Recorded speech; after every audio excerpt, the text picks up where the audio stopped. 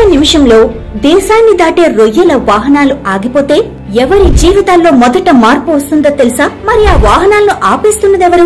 America అధ్యక్షుడు తీసుకున్న నిర్ణయాలు మన రైతులకు ఏ విధంగా మృత్యు గంటికలుగా మారిపోతున్నాయో తెలుసుకోవాల్సిన సమయం వచ్చేసింది. 2025 ఆగస్టు 1 నుంచి అమెరికా భారత్ నుంచి దిగుమతయ్యే రొయ్యలపై కౌంటర్ వేలింగ్ డ్యూటీని 10% నుంచి ఏకంగా 26% పెంచింది. ఇప్పటికే మన రైతులు 460 కిలో రొయ్య ధర పొందుతూ ఉంటే ఇప్పుడు అది 410 రూపాయల నుండి 390కి పడిపోయింది. అంటే ఒక్క కిలోకి 70 రూపాయల నష్టం. నెలకు లక్షల్లో లాస్ చూస్తున్న స్మాల్ అండ్ మీడియం ఫార్మర్లు. ఇటు టారిఫ్లతో పాటు అటు మందుల భారం కూడా. America food and drug administration తాజాగా సీ ఫుడ్ ఆరోగ్య ప్రమాణాలను కఠినతరం చేసింది. యాంటీబయాటిక్ వాడకాన్ని పరీక్షించే గైడ్ లైన్లు అప్డేట్ చేసింది. అధికంగా మందులు వాడిన రొయ్యలను రిజెక్ట్ చేసే అవకాశం పెరిగింది. మార్కెట్ లో మిగిలిపోయే స్టాక్ రైతులపై భారం పడుతుంది. ఇది ఆంధ్ర రైతులకు గట్టి దెబ్బ. మన ఉభయ గోదావరి జిల్లాలు దేశవ్యాప్తంగా ఎగుమతయ్యే రొయ్యల్లో 60% ఉత్పత్తి చేస్తాయి. భీమవరం వంటి ప్రాంతాల్లో ఉన్న ప్రాసెసింగ్ యూనిట్లు 100 మందికి ఉపాధి కల్పిస్తున్నాయి. ఇప్పుడు ఇది నిలిచిపోతే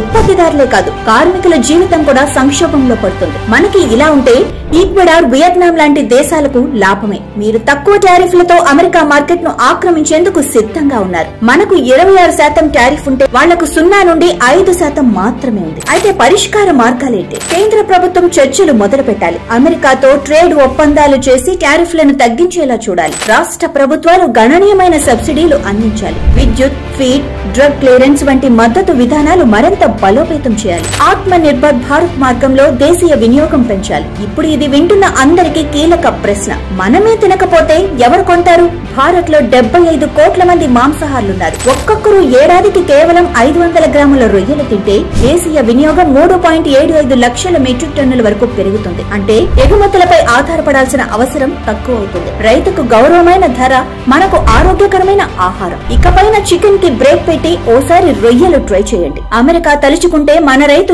ఏడవాలి అనేది పాత పద్ధతి. ఇప్పుడు మన ముందున్న బాధ్యత. సీ ఫుడ్ ని ప్రోత్సహిద్దాం, ఆరోగ్యాన్ని మెరుగుపరుచుకుందాం. రైతుకు గౌరవం ఇవ్వాలని అనుకుంటే దేశీయంగా రొయ్యలు తినటం మొదలు పెట్టండి. దిగుమతుల ఎత్తుగడలను దేశీయ వినియోగంతో ఓడించటం కొత్త పద్ధతి. Follow fishery news Telugu for more updates.